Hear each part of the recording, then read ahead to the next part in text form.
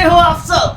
तो प्यारे बच्चों, प्यारे गाइस और प्यारे स्टूडेंट्स, हम लोग आ चुके हैं लेक्चर नंबर 3 में। बहुत ही खुशी की बात है, हम लोग लेक्चर नंबर 3 में आ चुके हैं। अभी तक लेक्चर नंबर 1 और 2 कंप्लीट कर चुका हूं मैं, और आप लोग भी कंप्लीट कर चुके होंगे बहुत ही शानदार तरीके से। और एक नए जोश से और नए उमंग से हम लोग लेक्चर नंबर 3 स्टार्ट करने जा रहे हैं, जिसमें आज हम लोग पढ़ेंगे expansion of annular photographic expansion. यानी कि एक्सपेंशन ऑफ एनुलर को ही फोटोग्राफिक एक्सपेंशन कहते हैं। पहले के जमाने में क्या होता था, पहले के जमाने में फोटोग्राफर्स अपने पास जो कैमरा रखते थे उसके पीछे में कुछ केमिकल कंपाउंड दे करके उसमें जो है कि आप कह सकते आग लगाते थे लाइटिंग के लिए। अभी तो फ्लैश, बहुत अच्छे अच्छे मोबाइल्स में फ्लैश वगैरह आ गया, उस समय फ्लैश वगैरह नहीं था। तो इसी प्रकार के एनुलर एक्सपेंशन के मदद से ये जैसे कि बीच में होल हुआ करता था, ठीक है ना, और पीछे इसके पीछे साइड में जो है कि कुछ केमिकल कंपाउंड को जलाया जाता था, बर्न किया जाता था और ये फैल जाता था। इसके फैलने से क्या होता था कि लाइट की जो मतलब बहुत सारी मात्रा जो है कि फोकस जो है लाइट की बहुत सारी जो रेज है वो इस डिस्क के मदद से बाहर जाती थी, और मतलब कि जो फोटोग्राफर्स लोग को क्या करती थी, वो फोटोग्राफ्स में लाइटिंग का काम करती थी, ठीक है ना। ये एनुलर डिस्क बड़ा होता था, पीछे आग जलता था और स्पार्क होता था, और आग जलने की वजह से जो लाइट रेज होती थी वो इसी एनुलर डिस्क से आगे की ओर जाती थी, ये फैल जाती थी, एक्सपैंड होती थी, तब ये फिर आगे की ओर जाती थी। तो अभी तक आप लोगों को मैंने लीनियर एक्सपेंशन पढ़ाया है, वॉल्यूमेट्रिक एक्सपेंशन पढ़ाया है, सुपरफिशियल एक्सपेंशन पढ़ाया है, और उससे रिलेटेड कुछ इंपॉर्टेंट क्वेश्चंस 1 घंटा 1 आवर 57 मिनट कुछ समथिंग, मतलब कि 2 आवर का पढ़ाया है, और उससे पहले भी एक लेक्चर कवर करके मैं रखा हूँ। आज के इस लेक्चर में, लेक्चर नंबर 3 में एक्सपेंशन ऑफ एनुलर डिस्क पढ़ेंगे या फिर फोटोग्राफिक एक्सपेंशन पढ़ेंगे। आइए देखते हैं कैसे क्या होता है। देखिए, एक बात समझिए, ये अंदर वाला डिस्क है, ये बाहर वाला डिस्क है। यहाँ पर क्या होगा, इसमें क्या होगा, होल होगा, यहाँ पर होल होगा, ठीक है ना। इस पे बीच में सर्कल रहेगा, इसमें होल रहता है, कुछ ना कुछ गैपिंग रहता है, ठीक है ना। मान के चलिए ये R1, मान के चलिए ये R1 डिस्टेंस है, ये R2 डिस्टेंस है। अब इसमें हीट देंगे, ऑब्वियस सी बात है, इस डिस्क को हीट करेंगे तो ये R1 फैलेगा ना, और ये R2 भी। तो अब बहुत जन को मानना होता है कि R2 नहीं फैलेगा, नहीं, ऐसा नहीं है। देखिए बात को समझिए, R1 ये फैला, ठीक है, और R2 भी, ये भी फैलेगा, ये भी फैलेगा, समझिए नहीं समझे। इधर ये R2 भी फैलेगा, R1 नहीं फैलेगा, कहने का मतलब अगर इसको हीट किया जाए तो कुल मिलाकर के यहाँ पर बात किया जाता है कि ऑन राइजिंग टेम्परेचर, अगर इसको हीट दिया जाए, साइड से, किनारे से, कहीं से भी दिया जाए, अगर इसको हीट दिया जाए तो क्या होगा, R1 में इंक्रीमेंट होगा, R1 भी बढ़ेगी। R1 कैसे बढ़ेगी सर? अरे हीट दोगे तो R1 फैलेगी नहीं, ये सर्कल फैलेगी नहीं। अगर हीट दोगे तो R2 फैलेगी नहीं, ये सर्कल फैलेगी नहीं, फैलेगी। तो R1 के फैलने से R1 में कुछ चेंजेस आता है भाई। R1 चेंज, देखिए लीनियर एक्सपेंशन में हमने क्या पढ़ा था कि L1 में अगर चेंज हो रहा है, यानी कि हम लोग चेंज इन, आप कह सकते थे कि चेंज इन L1 में, तो उसको कैसे रिप्रेजेंट करते थे, याद है आपको? L1 dash L1 over 1 plus alpha delta, याद है आपको कि नहीं याद है? ठीक है, ऐसी L1 डैश को आप लोग क्या कहते थे, डेल कहते थे, याद है? डेल कहते है ना। तो डेल यहाँ पे देखिए, इस चीज को जरा समझिएगा, बात को समझिएगा। जब डेल होता था तो इक्वल टू अल्फा, याद है? लीनियर एक्सपेंशन में अल्फा, यहाँ पर फिर होता था L, फिर डेल टी, क्या होता था, L0 इंटू डेल टी, मतलब इनिशियल लेंथ, ठीक है, और ये चेंजिंग टेम्परेचर, और ये alpha, coefficient of linear expansion, ये डेल का वैल्यू होता था। फिर मैं कहता था आपको कि टोटल फाइनल लेंथ क्या होता था, तो initial length plus change in length, यानी कि L0 प्लस डेल L क्या होता था, अल्फा L0 डेल टी। यहाँ पर L0 कॉमन ले लेते थे, तो वही तो चीज है, L0 जैसे ही कॉमन ले लेते थे तो 1 प्लस अल्फा डेल टी होता था, 1 प्लस अल्फा डेल टी होता था कि नहीं होता था? तो देखिए उसको कंपेयर कीजिए, आया? तो हम अगर कहना चाहते हैं कि L1 में चेंजेस आ रहा है, मतलब L1 क्या है, फाइनल लेंथ है, फाइनल लेंथ, तो L1 over 1 plus alpha del T. तो उसी प्रकार से R1 में अगर चेंज होगा तो R1 डैश होगा फाइनल लेंथ R1 का, वो R1 over 1 plus alpha del T होगा। ठीक है, उसी प्रकार से R2 में अगर चेंज होगा तो R2 का R2 डैश होगा, ठीक है ना, equals to R2 over 1 plus alpha del T. तो ये है एनुलर डिस्क, ठीक है ना, जिसको हम लोग फोटोग्राफिक एक्सपेंशन भी कहते हैं, फोटोग्राफिक डिस्क भी कहते हैं। तो इसके मदद से जो पुराने जमाने में लोग फोटोग्राफर्स होते थे वो इसके मदद से फोटोग्राफी किया करते थे, ठीक है ना। अब सर इसके बिना नहीं हो सकता है, अरे भाई इसके बिना होगा तो लेंस बीच में है, ठीक है। अब फिर पीछे तरफ जो है कि आग भी लगाना है, ठीक है ना, कुछ मैग्नीशियम कुछ ऐसा कुछ करके होता है तो पीछे में आग लगाया जाता है, वो केमिकल चीज है, वो आप मत जानिए, है ना, अभी फिजिक्स पढ़िए। पीछे में कुछ केमिकल कंपाउंड को बर्न किया जाता है, उससे जो स्पार्क निकलता है, उससे जो फ्लेम निकलता है, उससे जो रेज निकलती है, उसी रेज के मदद से जो है कि फोटोग्राफ में लाइट प्रोवाइड की जाती थी, फोटोग्राफ में लाइट प्रोवाइड की जाती थी। तो बस इतना ही है एरोनॉट डिस्क। और ये डेलर आप याद रखिए कि किस प्रकार से आप लीनियर एक्सपेंशन करते थे, और ये फाइनल लेंथ आप कैसे पता करते थे, initial length plus change in length. Change in length आपको क्या होता था, alpha L not del T. Sir याद नहीं होता, अरे बाबा याद कौन करने बोल रहा है। तो डेल एल मतलब चेंज इन लेंथ, तो चेंज इन लेंथ किस पे डिपेंड करता है, तो चेंज इन टेम्परेचर पर और इनिशियल लेंथ पे।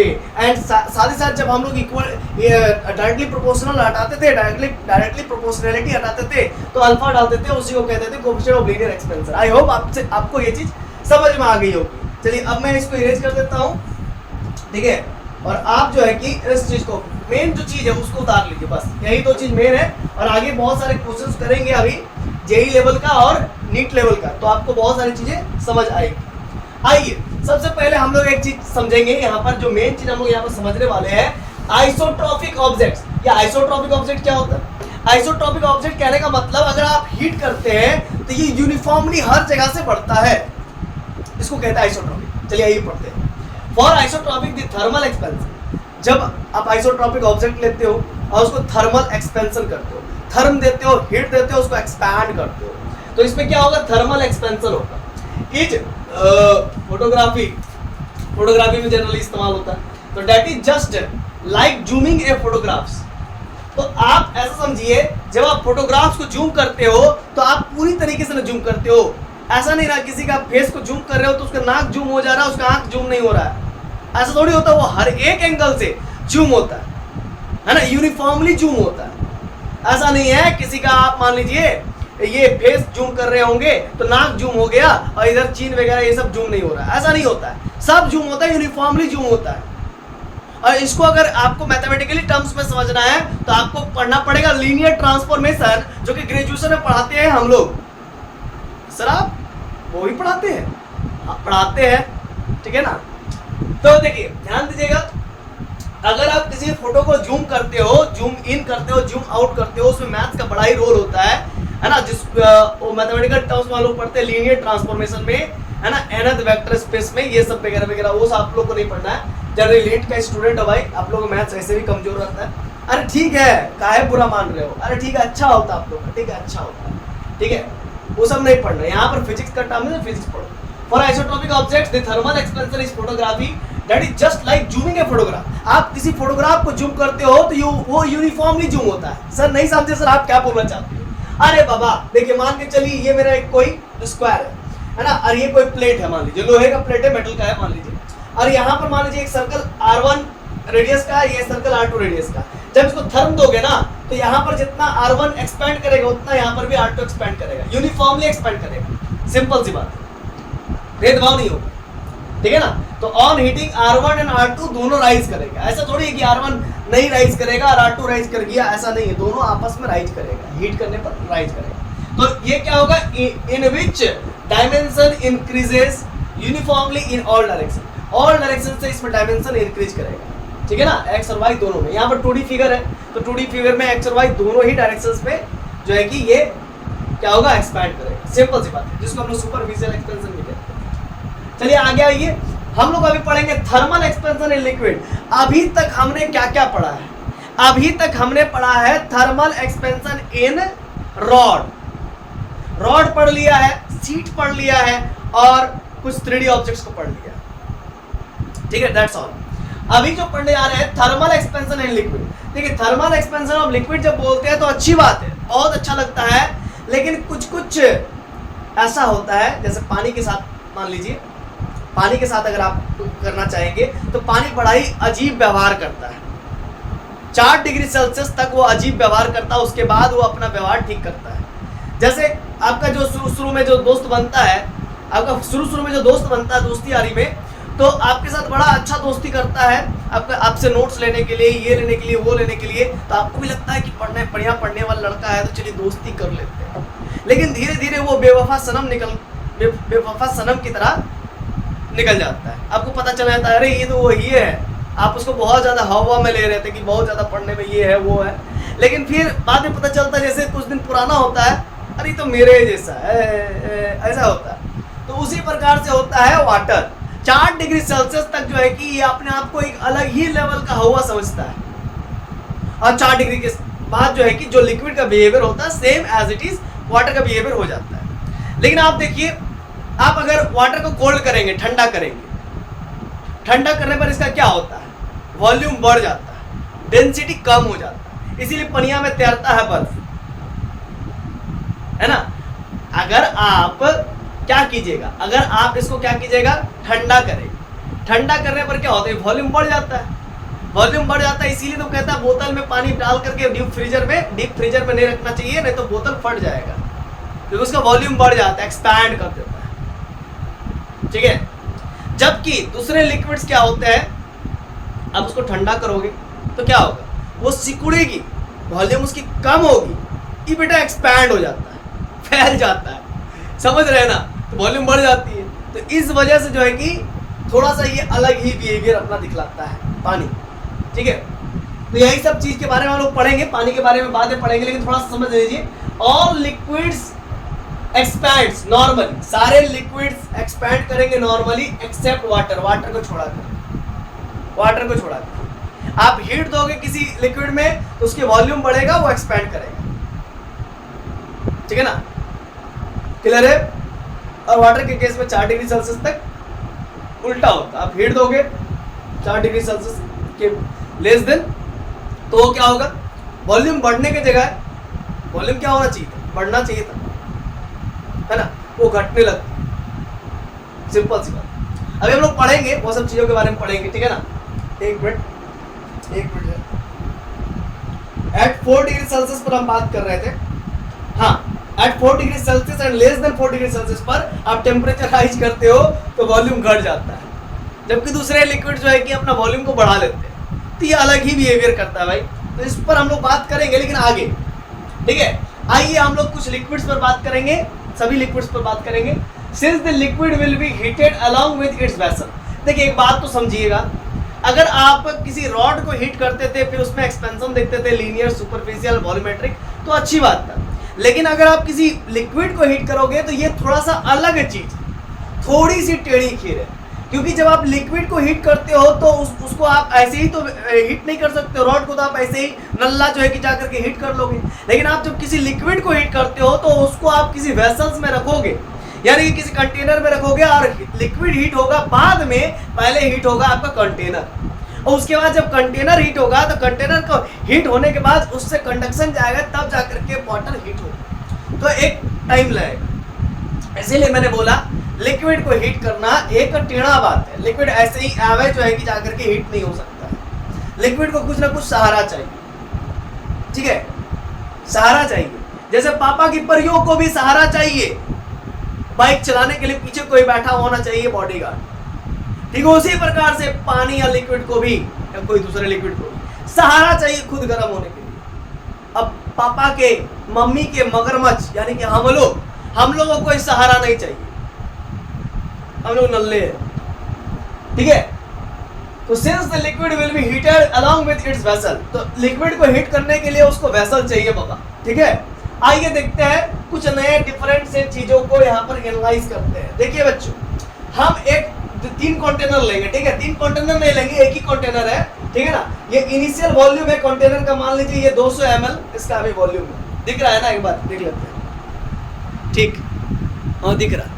तो इसका 200 ml इसका इस लिक्विड का मान लेते हैं वॉल्यूम है। जब इसको हीट करेंगे, नीचे से इसका पेंदी से, पेंदी, इसको पेंदी कहते हैं, बॉटम, इसमें नीचे से आग लगाएंगे, तो क्या होगा कि इसका ये जो वेसल है ये बढ़ जाएगा, फैल जाएगा। ये लोहे का जो है पतीला जो भी है, ये वेसल फ्लास्क ये बढ़ जाएगा, फैल जाएगा। फैलने से क्या होगा, पानी नीचे की ओर डाउन हो जाएगा। पहले पानी नीचे की ओर डाउन हो जाएगा, क्योंकि अभी तक हीट जो है कि पानी में नहीं गया है, अभी तक हीट जो है कि वेसल में ही है, इसीलिए पानी में अभी कोई बदलाव नहीं आएगा। जैसा कंटेनर होगा वैसा वो अपना रूप चेंज कर लेगा। तो हीट की वजह से मेरा कंटेनर बढ़ गया, है ना, इस तरफ एक्स एक्सिस में, है ना, या हो सकता है वाई एक्सिस में ही बढ़ा होगा, आई डोंट नो, बड़ा ही होगा, ठीक है, एक्स एक्सिस से बड़ा है मान लेते हैं। इस प्रकार से लीनियरली एक्सपैंड किया मेरा लोहे का पतीला जो भी है, तो 200 ml से पानी का वॉल्यूम 180 ml हो गया, नीचे की ओर दब गया, ठीक है, ठीक। अब level of liquid will be fall down due to expansion of vessel, ठीक है। अब जब कुछ देर बाद देखते हैं, जब लोहा पूरा हीट हो गया, कंटेनर पूरा हीट हो गया, तो अब हीट का कंडक्शन होगा वाटर में, मतलब लोहे से हीट का कंडक्शन किसमें हो जाएगा, वाटर में। जब वाटर में कंडक्शन होगा, वाटर क्यों बोल रहे भाई, लिक्विड बोलना अच्छा रहेगा। जब लिक्विड में कंडक्शन होगा हीट का, तो ये लिक्विड क्या होगा, लिक्विड के अंदर जो है कि क्या होता है, मॉलिक्यूल्स होते हैं। अब उसमें हीट जाएगा तो मॉलिक्यूलर लेवल पर जो इंटरमॉलिक्यूलर अट्रैक्शन है वो कम होगा, क्योंकि उसको एनर्जी मिला है, हीट मिला है, और हीट मिला है तो वो क्या होगा, वाइब्रेशन करने लगेगा और एक्सपैंड करेगा। फिर ये लिक्विड एक्सपैंड करते हुए मान लीजिए अब इसका जो वॉल्यूम है, फाइनल वॉल्यूम 230 है मान लीजिए। तो अब बताइए मेरे लिक्विड में कितना एक्सपेंशन हुआ, तो 180 था, अब 230 हो गया, मतलब 50 ml का एक्सपेंशन हो गया। कोई कहेगा 200 था 230 हो गया, नहीं ऐसा नहीं है, बोले 30 ml का एक्सपेंशन हुआ, नहीं रे बाबू ऐसा नहीं, 180 गया ना, यहाँ से ना आप एक्सपेंशन देखोगे, यहाँ से ना, थर्मल एक्सपेंशन की बात हो रही है ना, थर्मल ना, तो थर्म देके कितना बड़ा, 180 था ना, फिर 230 हुआ ना, अरे बाबा 180 था 230 हुआ। तो आपको लग रहा था कि 30 ml एक्सपेंशन हुआ, तो इसको कहते हैं अपरेंट एक्सपेंशन। अपरेंट एक्सपेंशन क्या कहते हैं, अपरेंट एक्सपेंशन कहते हैं, क्लियर है कॉन्सेप्ट, ठीक है। और रियल एक्सपेंशन क्या हुआ, रियल एक्सपेंशन 50 ml का हुआ, आप देख सकते हो, यानी कि rise in level of liquid क्या हुआ, उसी को रियल एक्सपेंशन कह रहे हैं। तो 180 से सीधा 50 ml बढ़ गया, 180 में 50 जोड़ेंगे तो 230, खत्म। चलिए यही चीज आपको समझाना था, ये फाइनल वॉल्यूम हो गया। अब rise in level of liquid, liquid का लेवल कैसे राइज कर रहा है, तो सबसे पहले fall in level of liquid, तो fall in level of liquid, expansion of container, container के एक्सपेंशन के कारण कितना लिक्विड के लेवल में डिक्रीजेस हुआ, डिक्रीमेंट हुआ, है ना, fall in level in liquid. तो पहले 200 था 180 हुआ, यानी कि 20 ml उसका घट गया, यहाँ पर देखिए 20 ml घट गया। और अपरेंट एक्सपेंशन कितना हुआ जी, 30 ml का ना, 200 था 30 ml का एक्सपेंशन हुआ, अपरेंट एक्सपेंशन। तो 30 ml प्लस 20 ml मतलब 50 ml rise in level of liquid, liquid के लेवल में कितना का राइज हुआ, 50 ml।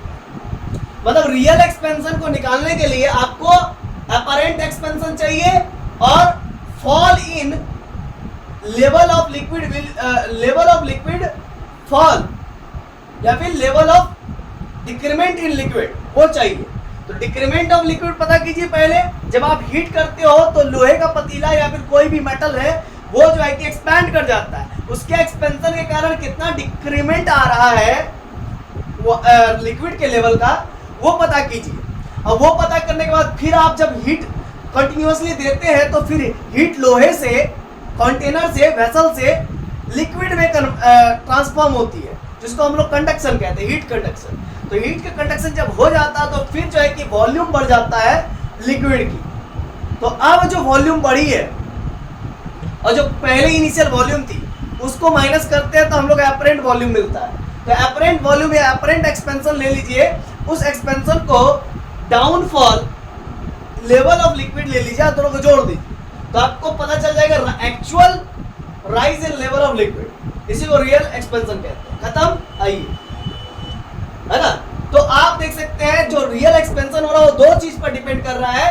पहला तो भाई fall in level of liquid to expansion of container, container के एक्सपेंशन के कारण ये पहला, और दूसरा अपरेंट एक्सपेंशन के कारण। ये दो चीज पर डिपेंड कर रही है मेरा, है ना, rise in level of liquid, मतलब रियल एक्सपेंशन ऑफ लिक्विड दो चीज पर डिपेंड कर रही है। तो 2 तो मेरा गामा होगा, 2 तो मेरा यंग्स मॉडुलस होगा वाई, ये गामा, ठीक है ना। आइए देखिए ध्यान। तो रियल एक्सपेंशन दो चीज पर डिपेंड कर रहा है, अपरेंट एक्सपेंशन और एक्सपेंशन ऑफ वेसल, वेसल के एक्सपेंशन पर। तो 30 + 20 अपरेंट एक्सपेंशन 30 हुआ और एक्सपेंशन ऑफ वेसल, वेसल के एक्सपेंशन के कारण 20 ml की घटोती आई, तो 20 ml। तो ये बात दो चीज पर डिपेंड कर रहा है, तो that's why liquid possesses 2 gamma. तो पहला गामा रियल होगा, रियल एक्सपेंशन के कारण, दूसरा अपरेंट होगा। तो यहाँ पर रियल एक्सपेंशन जो हुआ गामा का, वो अपरेंट एक्सपेंशन प्लस वेसल की वजह से हुआ। तो रियल एक्सपेंशन का जो गामा होगा वो किसके संयोग से होगा, तो अपरेंट एक्सपेंशन के संयोग से होगा, और साथ में वेसल के गामा जो आएगा, वेसल का जो गामा आएगा उसके वजह से होगा, ठीक है ना। मतलब वेसल का एक्सपेंशन की वजह से और अपरेंट एक्सपेंशन की वजह से, ये दो चीज की वजह से जो है कि मेरा गामा रियल चेंज होगा, ये गामा रियल आएगा। तो गामा रियल बराबर गामा ऑफ अपरेंट अब प्लस ये गामा को हम लोग क्या लिखते थे, याद है गामा क्या होता था, volumetric coefficient of volumetric expansion. तो इसी गामा को हम लोग लिखते थे 3 अल्फा, क्योंकि ये 3 डायमेंशन को रिप्रेजेंट करता था, और अल्फा होता था कोएफिशिएंट ऑफ लीनियर एक्सपेंशन, और 2 अल्फा होता था कोएफिशिएंट ऑफ सुपरफिशियल एक्सपेंशन, यानी कि 2 डायमेंशनली होता था, इसको बीटा कहते थे, याद है। और इस पे हम लोग अल्फा बीटा और गामा पे भी रिलेशनशिप निकाल चुके थे, आपको याद होना चाहिए। तो इसीलिए गामा के जगह पर हम लोग 3 अल्फा लिखे वेसल्स के लिए, ठीक है। तो यहाँ पर गामा रियल क्या होगा, याद है आपको कुछ, गामा का वैल्यू लास्ट क्लास में पढ़ाए थे, उसी से थोड़ा रिलेट करने की कोशिश की थी। तो गामा रियल की वैल्यू होगा change in volume of real upon V not, यानी कि इनिशियल वॉल्यूम, और ये डेल्टी चेंज इन टेम्परेचर। और गामा वेसल्स का क्या होगा, change in volume of vessels upon volume of vessels into change in temperature. खत्म, ये चीज था। आई होप आपको बातें समझ में आ गई। अब क्वेश्चन आएगा तो आप लोग बना सकेंगे। आइए और एक चीज है, उसको भी यहाँ पर ध्यान दे लेते हैं। अब कुछ और एक चीज नहीं है, अब क्वेश्चन है, ठीक है। आइए क्वेश्चन बनाते हैं। बहुत ही अच्छा उम्दा सा क्वेश्चन है बाबा।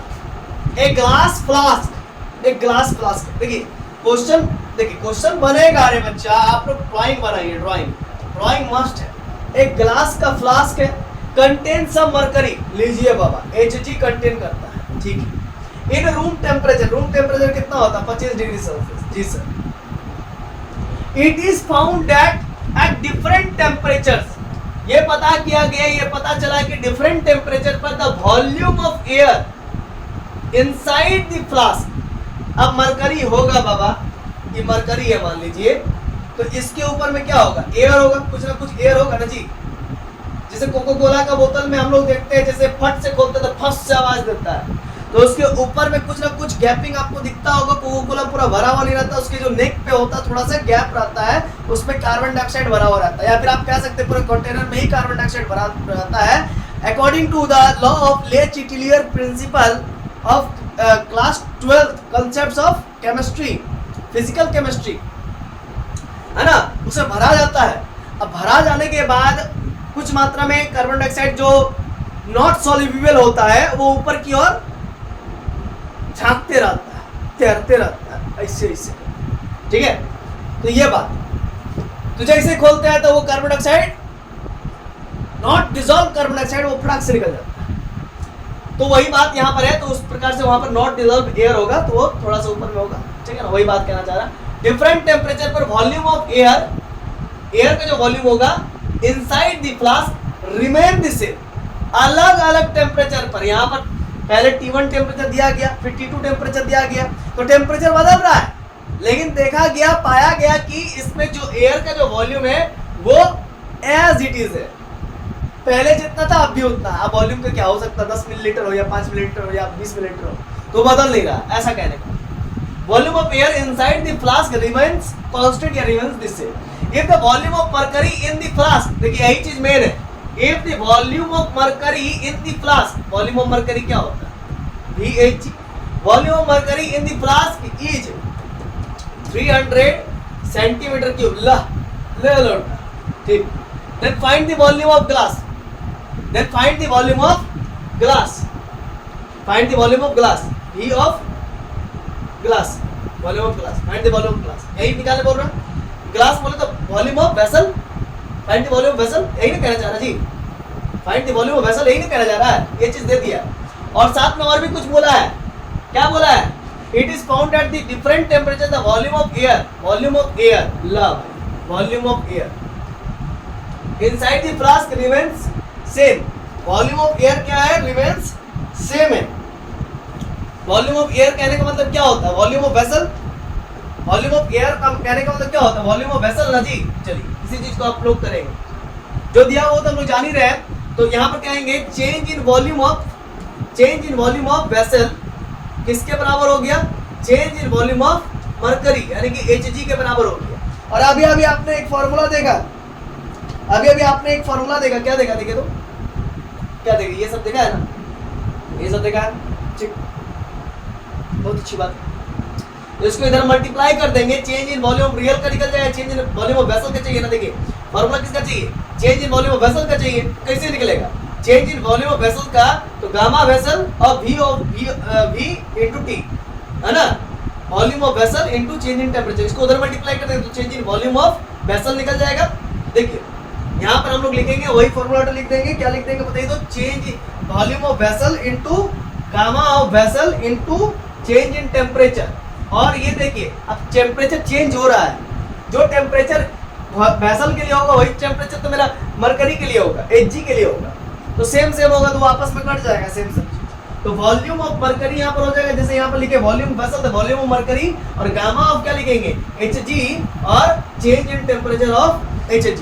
तो ये दोनों सेम है भाई, ये दोनों काट देंगे, इसमें कोई माय बाप नहीं। चलिए अब आगे देखिए, आगे देखिए ध्यान दीजिए, आगे क्या होगा, आगे कुछ ही कुछ दिया हुआ देखो तो भाई, गामा ऑफ वेसल्स क्या निकालने बोल रहा है भाई, क्या निकालने बोल रहा है, वॉल्यूम ऑफ वेसल बोल रहा है ना, क्या निकालने के लिए कह रहा है, वॉल्यूम। देखिए वॉल्यूम गामा ऑफ वेसल दिया हुआ, गामा ऑफ वेसल मतलब ग्लास का दिया हुआ, वो मरकरी है तो मरकरी का डाल देंगे, नहीं मरकरी का नहीं डालेंगे, मरकरी का तो इधर डालेंगे, ठीक है ना। और गामा ऑफ ग्लास दिया हुआ, ये अल्फा ऑफ ग्लास दिया, अरे भाई अल्फा ऑफ ग्लास दिया तो बड़ा सिंपल है, बड़ा फंसा रहा, देखिए फंसा रहा है। देख गामा बराबर 3 अल्फा होता है ना रे बच्चा, तो देखिए अल्फा का वैल्यू डाल देंगे गामा के जगह पर, समझ गया ना, बुझ गया ना। देखिए यहाँ पर हम लोग करेंगे क्या कि हमको वॉल्यूम ऑफ वेसल्स निकालने बोल रहा है ना, क्या बोल रहा है, find the volume of glass, find the volume of glass मतलब वॉल्यूम वेसल्स निकालने बोल रहा है। तो gamma of vessel, gamma of vessels कितना दिया हुआ, ग्लास, गामा ऑफ वेसल्स का मतलब क्या हो, ग्लास, तो इस गामा ऑफ वेसल को लिख सकते हैं 3 अल्फा, 3 अल्फा ऑफ वेसल लिख सकते हैं ना, अरे गामा को 3 अल्फा लिखते हैं यार, क्या तुम लोग। चलिए वॉल्यूम ऑफ वेसल्स कितना दिया, volume of vessels, volume of vessels, volume of mercury, sorry volume of mercury कितना दिया हुआ, volume of mercury in the flask is 300 centimetre cube, 300 कितना दिया हुआ, 300 सेंटीमीटर क्यूब, ठीक है। चलिए यह हुआ ना वॉल्यूम मरकरी। और gamma of Hg, gamma of Hg कितना दिया हुआ जी, 1.8 × 10⁻⁴ पर डिग्री सेल्सियस। यहाँ पर लिखेंगे 1.8 × 10⁻⁴ है ना, -4 पर डिग्री सेल्सियस। चलिए इतना हुआ, अब वॉल्यूम ऑफ वेसल्स निकल जाएगा, बहुत ही सिंपल, ठीक है, वॉल्यूम ऑफ वेसल्स निकल जाएगा। तो volume of vessels into 3 into alpha of vessels कितना दिया हुआ, alpha of vessels, alpha of glass मतलब अल्फा ऑफ वेसल्स, ग्लास मतलब तो वेसल्स ना, तो 9 × 10⁻⁻⁶, तो लिखिए 9 × 10⁻⁻⁶, 9 × 10⁻⁻⁶ equal to 300 into 1.8 into 10⁻⁻⁴। Volume of vessel, volume of vessel बराबर 300 गुना 1.8 इंटू 10⁻⁻⁴, नीचे आया 3 × 9 इंटू 10⁻⁻⁶। तो देखिए ये है बाबू, अब इसको काटे कूटे पड़ेगा, तो 3 दहे 10 और 1 तो 0, 3 100 जा 300, ठीक है। अब देखिए 9 दूनी 18 यानी कि 0.2, तो कुल मिलाकर के 100 गुने 0.2 इंटू 10⁻⁻⁴, ऊपर गया तो +6, तो कुल मिलाकर के ये हो जाएगा 0.2 इंटू 10⁻⁻⁴ और 6 +2 और इधर पे कितना हो गया 100 को लिख सकते हैं +2, तो कुल मिलाकर के 0.2 इंटू 10 के पावर 4। अब इसी 10 के पावर 4 को हम लोग लिख सकते हैं ना, वॉल्यूम ऑफ वेसल्स को क्या लिख सकते हैं, कितना हो जाएगा जी 0.2 इंटू 10 के पावर 4 मतलब 10,000, तो इसको लिख सकते हैं 2 1 2 3 4 1 2 3 4, ठीक है, पीछे से लगा दीजिए एक पॉइंट, तो 2000 निकल के आया। 2000 क्या होगा बताइए तो, सेंटीमीटर क्यूब, इतना वॉल्यूम हो गया, तो जिसमें पूछा गया उसी में बताना था, तो हो गया इतना सेंटीमीटर क्यूब हो गया। तो इस प्रकार से हमने वॉल्यूम ऑफ वेसल्स आप लोगों के लिए निकाल के रख दिया। आई होप आप लोगों को बातें समझ में आ गई होंगी, है ना। और कोई किसी प्रकार का किंतु परंतु है तो भाई तो आप लोग पूछ सकते हैं, है ना, क्योंकि मैं बताने के लिए हमेशा रेडी हूँ, ठीक है ना, मैं आप लोगों के जान देने के लिए रेडी हूँ, ठीक है ना, क्योंकि मुझे जो है कि आशा है आप लोगों से, क्योंकि मैं इतना मेहनत कर रहा हूँ तो मुझे मालूम है आप भी जरूर कुछ करेंगे। मैं हमेशा रेडी हूँ। अब रात को 12 बजे फोन कीजिएगा, हम रात को 12 बजे उठाएंगे। अब रात को 1 बजे फोन कीजिएगा, हम रात को 1 बजे उठाएंगे। क्योंकि देखिए हम जो है कि पैसों से नहीं चलते हैं, हम इमोशन से चलते हैं। मैं ये सोचता हूं कि मेरा लाइफ से ज्यादा आपकी लाइफ है, क्योंकि आप एक डॉक्टर बनने जा रहे हो और आप लोगों को बचाओगे, इसलिए आपका लाइफ मेरे लिए सबसे ज्यादा इंपॉर्टेंट मैटर करता है। तो इसीलिए आप लोग कभी भी कुछ प्रॉब्लम हो, हम हमेशा रेडी है, ठीक है ना, एकदम। आप हमको बड़ा भाई मान लीजिए, आप अपने कलेजे का टुकड़ा मान लीजिए, क्योंकि मैं हमेशा रेडी हूं आपके लिए, ठीक है। इतना जो मेहनत कर रहा हूं किसके लिए कर रहा हूं, मैं अपने लिए कर रहा हूं, मैं आप लोगों के लिए कर रहा हूं, ठीक है। अभी तक मान लीजिए अभी रात के 12 बज रहे, अभी तक मैंने खाना नहीं खाया और मैं 2 बजे रात तक पढ़ाऊंगा, सिर्फ आप लोगों के लिए, सिर्फ और सिर्फ आप लोगों के लिए, ठीक है ना। तो इसीलिए हम हमेशा रेडी है, आप लोग भी रेडी रहिए, तैयार रहिए, ठीक है ना। चलिए आइए आगे बढ़ते हैं। देखिए अभी नेक्स्ट टॉपिक हम लोग स्टार्ट करेंगे, तो सबसे पहले आप तब तक इसको ये ले लीजिए, स्क्रीनशॉट ले लीजिए। चलिए तो स्टूडेंट्स हम लोग आगे बढ़ते हैं, है ना। एक मिनट। हाँ तो फिर आगे बढ़ा जाए, ठीक है। आइए ध्यान देंगे हम लोग यहाँ पर बिहेवियर ऑफ वाटर पर, ठीक है ना। एक तरफ हमने लिखा है अदर लिक्विड एंड वाटर, हमने यहाँ पर अदर लिक्विड भी लिया है और वाटर को भी लिया है, लेकिन ध्यान देने वाली बात यह है कि वाटर को हमने जो टेम्परेचर लिया है वो 4 डिग्री सेल्सियस से ऊपर का लिया है, क्योंकि आप 4 डिग्री सेल्सियस से नीचे का लोगे तो उसका बिहेवियर एक अलग ही बिहेवियर देखने को मिलेगा। तो उसके लिए फिर यहां पर मैं बात किया हूं वाटर एट टी, मतलब टेम्परेचर 4 डिग्री सेल्सियस ले सकते हो या फिर 4 डिग्री सेल्सियस से कम ले सकते हो।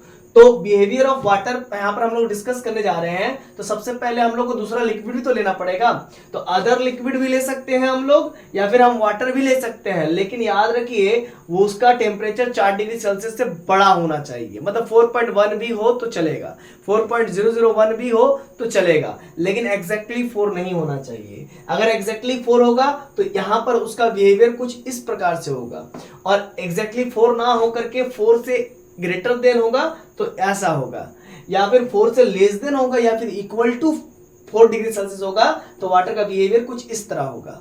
आइए इन बिहेवियर को हम लोग ध्यान देंगे।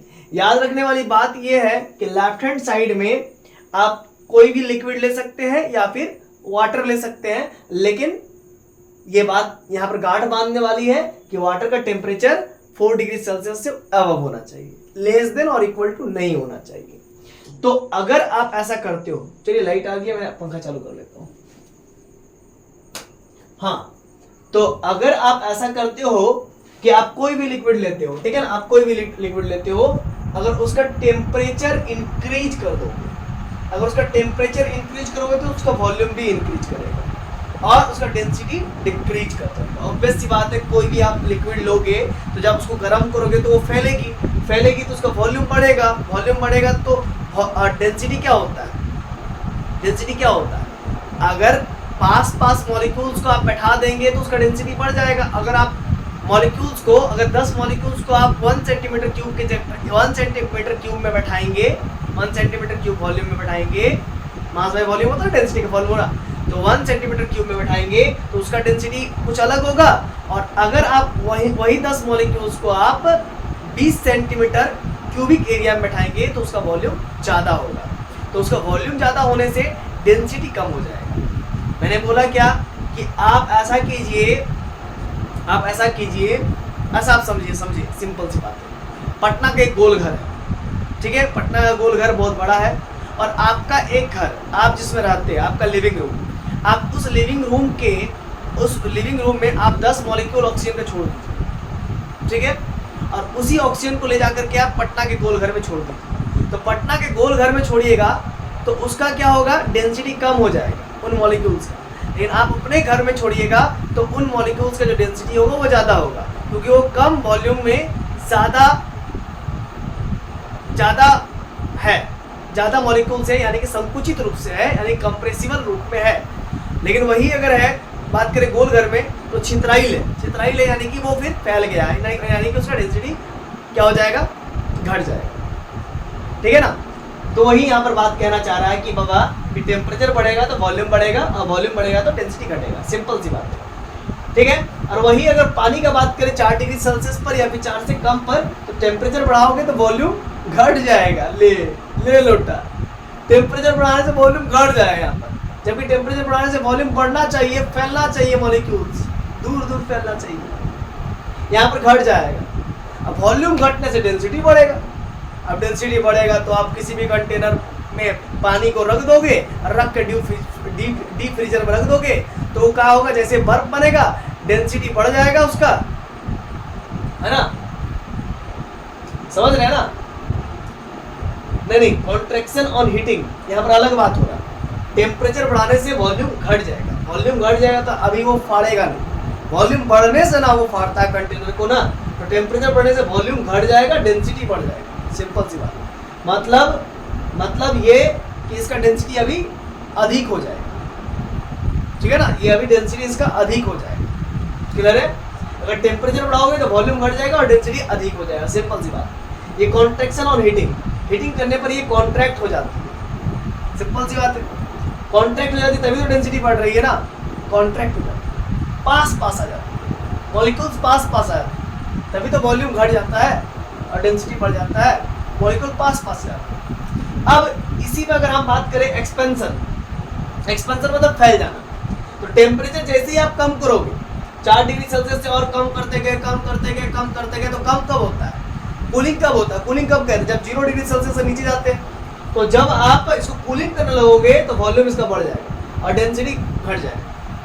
मतलब सर क्या मतलब सर समझाना चाह रहे हैं भाई, अगर आप पनिया को डीप फ्रीजर में रख दीजिएगा ना, बोतल वहाँ बंद करके, या कांच का बोतल में बंद करके, या प्लास्टिक का बोतल में बंद करके, तो होगा क्या, टेम्परेचर घटने से वॉल्यूम बढ़ेगा, और वॉल्यूम बढ़ेगा तो पहले वो पनिया 1 लीटर पानी 1 लीटर ग्लास में 1 लीटर पानी 1 लीटर बोतल में हट जा रही थी, अब वो जब बर्फ बनेगा तो फैल जाएगा, पनिया क्या होगा, फैल जाएगा, बर्फ बनने पर वॉल्यूम बढ़ जाता है और डेंसिटी घट जाता है, जिस वजह से बर्फ जो पनिया में तैरता है, और जो बड़ा जो हिम देश होता है, इसको ठंडा देश कहते हैं, जैसे स्विट्जरलैंड हो गया, अमेरिका हो गया, और कौन ना जाने देश है यूरोप में, तो उस सब जगह में जो है कि ओकनी सब जो है कि गड़िया में जो है ना इथेनॉल डाला हो, मतलब इथेनॉल डाल के चला वो।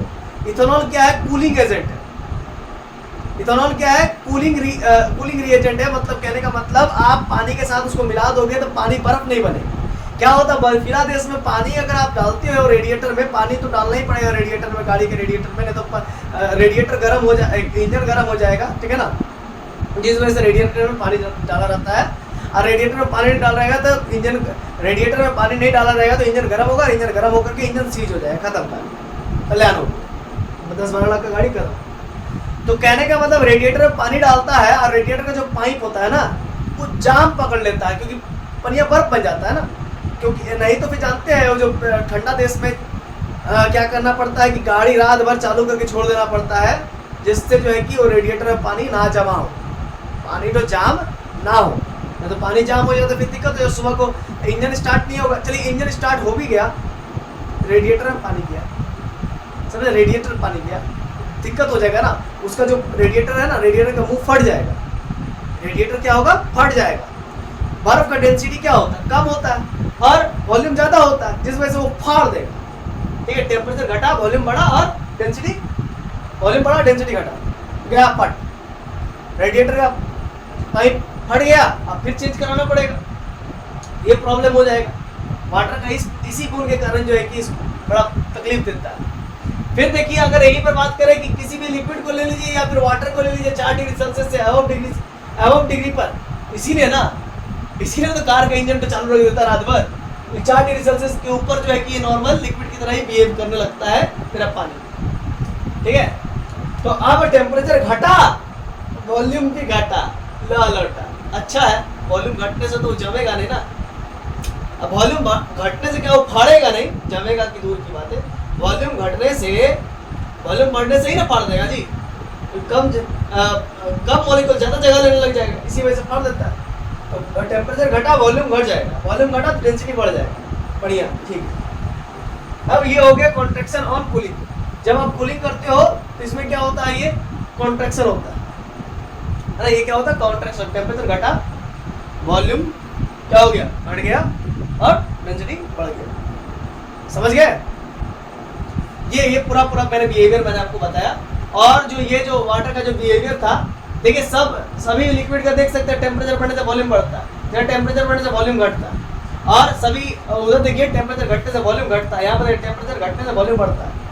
तो इसी गुण को, वाटर के इसी बिहेवियर को कहते हैं एनामोलस बिहेवियर। ठीक है, नोट कर लिए होंगे, आगे बढ़ते हैं।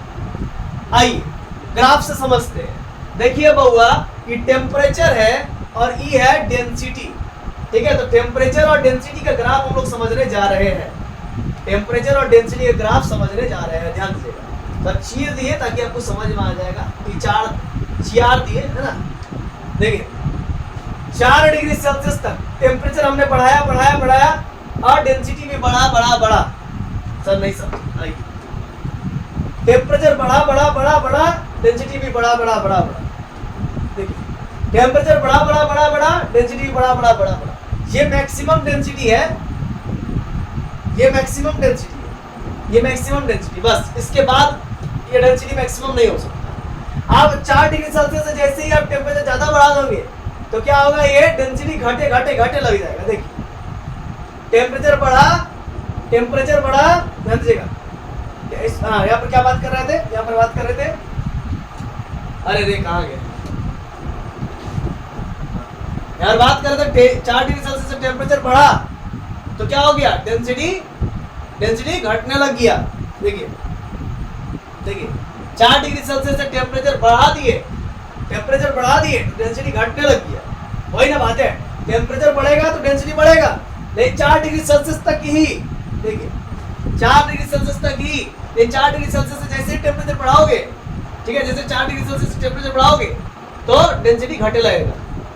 अरे टेम्परेचर बढ़ो हो 4 डिग्री सेल्सियस तो डेंसिटी घटो हो, और टेम्परेचर बढ़ो हो 4 डिग्री सेल्सियस तक तो डेंसिटी बढ़ो। एक तरह है तो जो है कि एनामोलस बिहेवियर कहो और एक नॉर्मल बिहेवियर कहो। टेम्परेचर बढ़े से डेंसिटी घटो, टेम्परेचर बढ़े से डेंसिटी घटो हो, ये लिक्विड का बिहेवियर हो, सभी लिक्विड का बिहेवियर हो।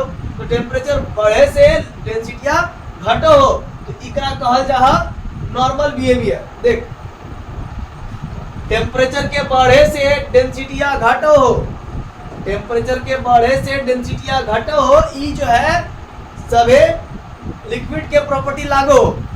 और टेम्परेचर के बढ़े से 4 डिग्री सेल्सियस तक के और डेंसिटियां बढ़ो। अगर टेम्परेचर यहाँ पर बढ़ जाएगा 4 डिग्री सेल्सियस तक तो डेंसिटियां बढ़ जाएगा, खत्म। तो मैक्सिमम डेंसिटी कब तक होगा, 4 डिग्री सेल्सियस तक मैक्सिमम डेंसिटी मिलेगा पानी का। आइए आगे बढ़ते हैं भाई साहब। आइए यहाँ पर हम लोग बात करेंगे कि देखिए सर, अगर हम पानी का बात करेंगे टेम्परेचर और वॉल्यूम ग्राफ पर, तो यहाँ पर होगा क्या, 4 डिग्री सेल्सियस तक, 4 डिग्री सेल्सियस तक मेरा वॉल्यूम जो है कि 4 डिग्री सेल्सियस तो मेरा वॉल्यूम जो है कि मिनिमम होगा। देखिए मिनिमम वॉल्यूम का बात करेंगे तो 4 डिग्री सेल्सियस पर होगा मिनिमम वॉल्यूम, ठीक है। और मैक्सिमम वॉल्यूम कब होगा? 4 डिग्री से कम पर।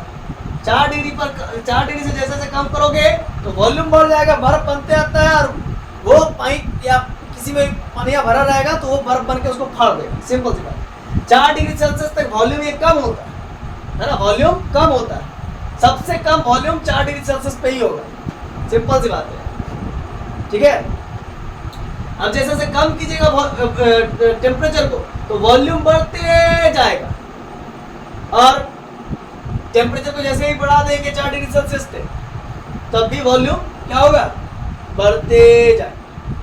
ठीक है, देखिए टेम्परेचर बढ़ेगा 4 डिग्री सेल्सियस से तो वॉल्यूम बढ़ेगा। देखिए टेम्परेचर बढ़ा, वॉल्यूम बढ़ा, है ना 4 डिग्री सेल्सियस से। टेम्परेचर घटा 4 डिग्री सेल्सियस से कम कीजिएगा तो वॉल्यूम भी घटते चला जाएगा। देखिए टेम्परेचर घटते गया तो वॉल्यूम क्या हो रहा है? बढ़ते गया। टेम्परेचर घटते गया तो वॉल्यूम बढ़ते गया। टेम्परेचर घटते गया तो वॉल्यूम बढ़ते गया। टेम्परेचर घटते गया तो वॉल्यूम बढ़ते गया। ठीक है ना। तो यही चीज मैंने ग्राफ की मदद से समझाया, और यही सब बिहेवियर की वजह से जो है कि एक और बिहेवियर आता है, इसको जरा हम लोग समझेंगे बच्चे। चलिए आइए इसको समझते हैं।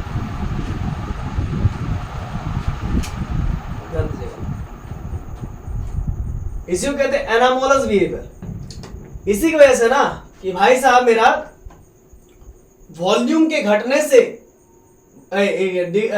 टेम्परेचर के घटने से मेरा वॉल्यूम घट जाता है। टेम्परेचर के घटने से मेरा वॉल्यूम बढ़ जाता है ना। टेम्परेचर के घटने से वॉल्यूम बढ़ जाता है, और इधर देखिए, इधर टेम्परेचर जैसे जैसे घट रहा है वॉल्यूम भी वैसे वैसे घट रहा है ना। तो यहाँ पर देखिए 4 डिग्री सेल्सियस के बाद वाला बात कर रहे हैं। 4 डिग्री सेल्सियस के बाद तो देखिए टेम्परेचर जैसे जैसे बढ़ रहा वॉल्यूम भी वैसे से बढ़ रहा, और टेम्परेचर जैसे जैसे घट रहा वैसे वैसे वॉल्यूम भी घट रहा। टेम्परेचर जैसे घट रहा है वैसे वैसे वॉल्यूम भी घट रहा है।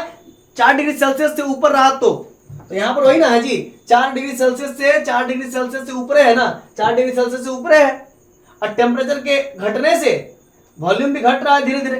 तो इसी बिहेवियर को कहते हैं एनामोलस बिहेवियर, इसको भी कहते हैं। और इसी की वजह से मेरा गामा नेगेटिव है, और फॉर वाटर के लिए गामा बराबर डेल वी बाई, है ना, change in volume by initial volume into change in temperature. ठीक है, और गामा क्यों नेगेटिव हो गया समझ गया? क्योंकि एनामोलस बिहेवियर क्या बता रहा है भाई? टेम्परेचर घटने से मेरा वॉल्यूम भी घट रहा है। समझे ना। चलिए हो गया होगा, इतना हो गया होगा आपका। चलिए इतना पहले उतार लीजिए आप। ठीक है, आगे भी कुछ है क्या? हाँ ये सब बताएंगे आप लोगों को। ठीक है, ये सब बताएंगे, आप टेंशन मत लीजिए। स्पेसिफिक हीट कैपेसिटी वगैरह बताएंगे। चलिए पहले इतना उतारिए। चलिए तो फिर स्टूडेंट्स आगे बढ़ते हैं, ध्यान दीजिएगा। देखिए अभी तक हम लोग ये कर लिए हैं, आइए आगे बढ़ते हैं। स्पेसिफिक हीट कैपेसिटी, इसको हम लोग सी से रिप्रेजेंट करते हैं, सी से, कैपिटल सी से। अब ये होता क्या है इसको समझेंगे। देखिए आप कोई भी चीज ले लीजिए, 1 kg का ले लीजिए, 1 kg का कोई भी मास ले लीजिए, वो 1 kg का होना चाहिए। आप उसमें 1 डिग्री सेल्सियस या फिर 1 केल्विन बढ़ाना चाहते हो। आप कोई भी ऑब्जेक्ट लिए 1 kg का, आप उसमें 1 डिग्री सेल्सियस या फिर 1 केल्विन का टेम्परेचर आप इंक्रीज करना चाहते हो। तो इतना टेम्परेचर इंक्रीज करने के लिए 1 kg सब्सटेंस में, या फिर आप कह सकते हैं कि 1 डिग्री सेल्सियस या 1 केल्विन टेम्परेचर को इंक्रीज करने के लिए 1 kg सब्सटेंस में जितना ज़्यादा हीट की रिक्वायरमेंट होती है उसी को specific heat of that substance कहते हैं। खत्म। आइए स्पेसिफिक हीट ऑफ कैपेसिटी का हम लोग सी से रिप्रेजेंट करते हैं, कैपिटल सी से, और उसको जो फॉर्मूला से किस प्रकार से मैथमेटिकली डिराइव करते हैं वो चीज समझो। 1/m मतलब पर केजी मास में, पर केजी मास को डेल क्यूब चेंज इन, आप क्या कह सकते हो, सेल्सियस, है ना।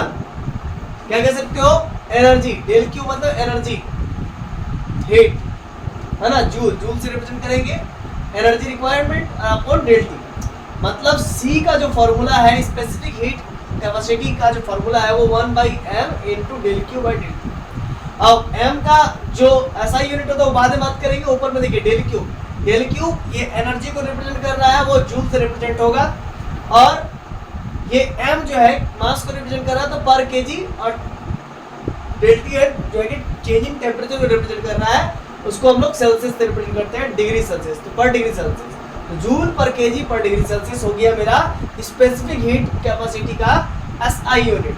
अब m बराबर 1 kg ले लेते हैं और डेल्टी बराबर हम लोग 1 डिग्री सेल्सियस ले लेते हैं, तो फिर m का वैल्यू 1 हो जाएगा, डेल्टी का वैल्यू 1 डिग्री सेल्सियस, तो c का वैल्यू डेल क्यू हो जाएगा। ठीक है, क्लियर? बोलिए क्लियर है? इसी को तो हम लोग कहते हैं स्पेसिफिक हीट कैपेसिटी। खत्म, आगे बढ़ते हैं। देखिए स्टूडेंट, अब हम लोग हीट कैपेसिटी का जो यहाँ पर पढ़े स्पेसिफिक हीट कैपेसिटी, अब यहाँ पर हम लोग पढ़ेंगे heat capacity. Heat required to raise the temperature of whole body by 1 degree Celsius या 1 केल्विन। वही बात है कि हीट, जितना हीट की रिक्वायरमेंट होती है किसी भी बॉडी को, मतलब किसी भी होल बॉडी को, संपूर्ण बॉडी को 1 डिग्री सेल्सियस या 1 केल्विन तक उसमें इंक्रीज करने के लिए, टेम्परेचर इंक्रीज करने के लिए जितनी एनर्जी की रिक्वायरमेंट होती है, जितनी हीट की रिक्वायरमेंट होती है, रिक्रूटमेंट होती है, उसी को हीट कैपेसिटी कहा जाता है। तो डेल क्यू बराबर एम सी डेल टी है। डेल क्यू बराबर क्या हो जाएगा?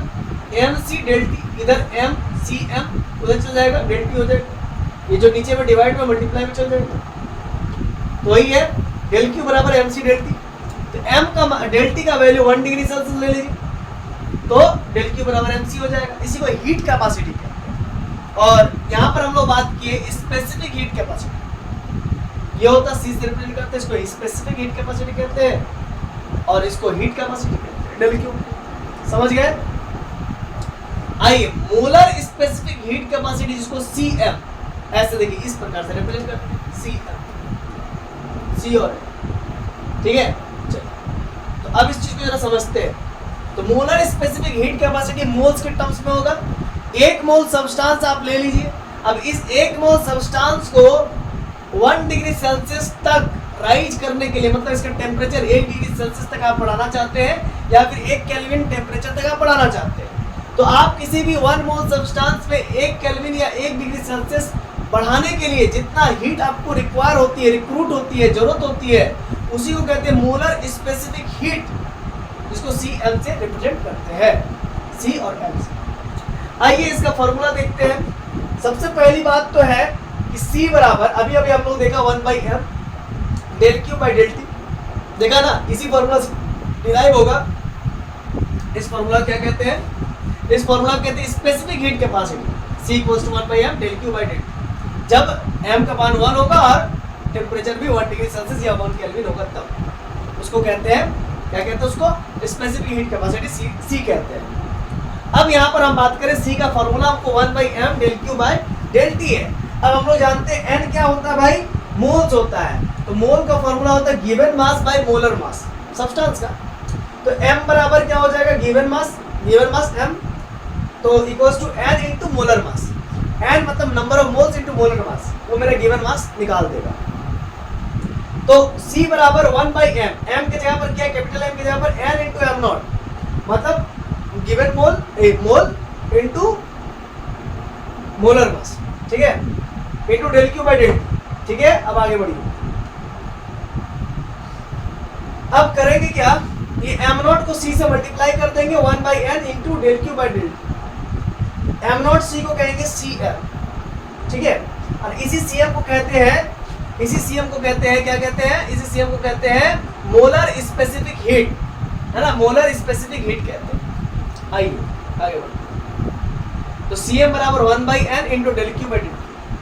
तो देयरफॉर मोलर स्पेसिफिक हीट जिसको Cm कहते हैं, वो क्या हो गया? मोलर मास गुने स्पेसिफिक हीट, है ना। देखें तो मोलर स्पेसिफिक हीट मतलब Cm, यही तो है भाई, यही तो है, ठीक है।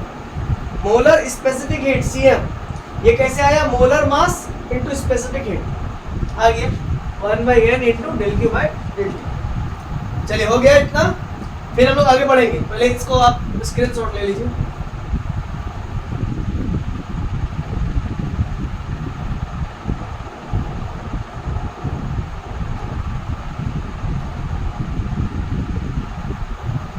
चलिए इसको आप पहले स्क्रीनशॉट ले लीजिए, फिर आगे बढ़ो। तो आइए तो स्टूडेंट्स आगे बढ़ते हैं, ठीक है। देखिए स्पेसिफिक हीट इन सॉलिड्स पर बात करेंगे, ठीक है। तो m नॉट इंटू सी ये हमेशा कांस्टेंट रहता है, इसको रफली इक्वल टू 3r कहते हैं, और r जो है कि गैस कांस्टेंट है, ये सॉलिड्स के लिए होता है, हमेशा कांस्टेंट होता है। इसको डुलॉन्ग पैटिट लॉ भी कहते हैं, आप लोग केमिस्ट्री में इसको पढ़ेंगे, ठीक है। आइए अब आगे की ओर बढ़ते हैं, स्पेसिफिक हीट इन लिक्विड्स पर बात करेंगे। तो all liquids have a normal value of specific heat, जानते ही है सबका जो है कि normal value of specific heat होता है, एक्सेप्ट कुछ को छोड़ा करके, कि कुछ को नहीं एक को छोड़ा करके, except water for which C is exceptionally high. इसका जो सी होता है, सी ये एक्सेप्शनली बहुत ज्यादा हाई होता है। तो सी ऑफ वाटर देखते हैं हम लोग, ध्यान देंगे यहाँ पर 4200 जूल पर केजी पर डिग्री सेल्सियस होता है, यानी कि 1 कैलोरी पर ग्राम पर डिग्री सेल्सियस, हम लोग ये कह सकते हैं, ठीक है। तो एक बात यहाँ पर ध्यान दीजिएगा, तो ये जो C है ये क्या बता रहा है, स्पेसिफिक हीट कैपेसिटी, क्या बता रहा है, स्पेसिफिक हीट कैपेसिटी। देखिए इधर भी लिखा हुआ है स्पेसिफिक हीट कैपेसिटी, तो C यहाँ पर क्या बता रहा है, specific heat capacity of water 4200 joule पर केजी पर डिग्री सेल्सियस, यानी कि 1 कैलोरी पर ग्राम पर डिग्री सेल्सियस। ये आप याद रखेंगे, क्वेश्चंस बनाने में काम आएगा। फिर है स्पेसिफिक हीट इन गैसेस। अब यहाँ तक तो हम लोग सब चीज पढ़ चुके हैं लिक्विड वगैरह के बारे में, ठीक है, लिक्विड वगैरह सारा हो गया। अब हम लोग पढ़ेंगे specific heat in gases. Gases heat up on sudden compression and cool down on expansion. देखो एक बात समझिएगा, आप वो इस्तेमाल किए पंप हवा मारने के लिए साइकिल के टायर में, तो जैसे हवा मारेंगे ना तो पंप गर्म हो जाता है, तो आप सडनली ऊपर से नीचे की ओर जर्क देते हैं और इससे प्रेशर लगता है ऊपर से नीचे की ओर, और सडनली से जो है कि जो गैसेस मॉलिक्यूल्स है वो कंप्रेस्ड हो जाती है, और कंप्रेस्ड होने के कारण वो हीट हो जाती है, और जैसे ही वो एक्सपैंड करती है तो वो कूल डाउन हो जाती है, ठंडा हो जाती है। तो उसी पर बात कर रहे हैं। तो gases heat up on sudden compression, फटाक से दाबो, फटाक से सडन कंप्रेशन तो अचानक से, तो वो हीट हो जाती है, जैसे ही उसको छोड़ते हो तो कूल हो जाती है, cool down for the expansion या ऑन द एक्सपेंशन। तो आपसे अब पूछ रहे क्या कि आपने नीचे से उसमें हीट दिया, नहीं दिया ना, लेकिन वो तो भी उसमें वो हीट हो गया, तो कैसे हुआ, कंप्रेशन की वजह से, प्रेशर ऊपर से दिया, कंप्रेशन हुआ, उसकी वजह से हुआ। Consider a gas taken in a vessel. आप गैस ले लीजिए किसी वेसल में, जैसे यहाँ पर बनाया गया है, fitted with A frictionless movable piston, और ऐसा पिस्टन लीजिए कि इसमें फ्रिक्शन ना हो, वो आराम से इजीली मूव कर सके, फ्रिक्शनलेस हो, और आप करके देखिए उस चीज को, आपको हीट का एहसास होगा। जैसे ऊपर से सडनली करोगे तो हीट का एहसास होगा, छोड़ दोगे ठंडा हो जाएगा। हाँ 2-3 बार करके देखना, ऊपर नीचे समझ में आ जाएगा। अब आइए इसमें हम कुछ केसेस पर डील करेंगे, जैसे यहाँ पर कुछ केसेस बन सकती है ना जी, इस पिस्टन पर कुछ ना कुछ केसेस बन सकती है, इन केसेस को बना के हम लोग डील करेंगे। Case 1, when the gas is compressed suddenly with the help of piston. Piston के मदद से मैंने तुरंत सडनली अचानक से जो है कि गैस को कंप्रेस कर दिया, तो क्या होगा, हीट होगा, सिंपल सी बात। तो when the gas is compressed suddenly with the help of piston the temperature of gas will rise. Obvious सी बात है, टेंपरेचर जो है कि राइज हो जाएगा, और जो हीट जो नीचे से देना था डेल क्यू, वो तो जीरो है, हम तो हीट तो कुछ नीचे से दिए नहीं है, हम हीट दिए कुछ नीचे से बाबू, नीचे वाले पंप को यहाँ पर कुछ गर्म किए नहीं ना, किए नीचे से आग लगाया है नहीं ना, लेकिन हमने सिर्फ ऊपर से कंप्रेस किया, प्रेशर दिया, उसी से ये हीट होगी, उसी से ये हीट होगी। हम ये बताना चाह रहे हैं, तो इसका डेल क्यूब एनर्जी को बताता है, हीट को बताता है, वो यहाँ पर जीरो हो जाए, तो वो जीरो हो जाए।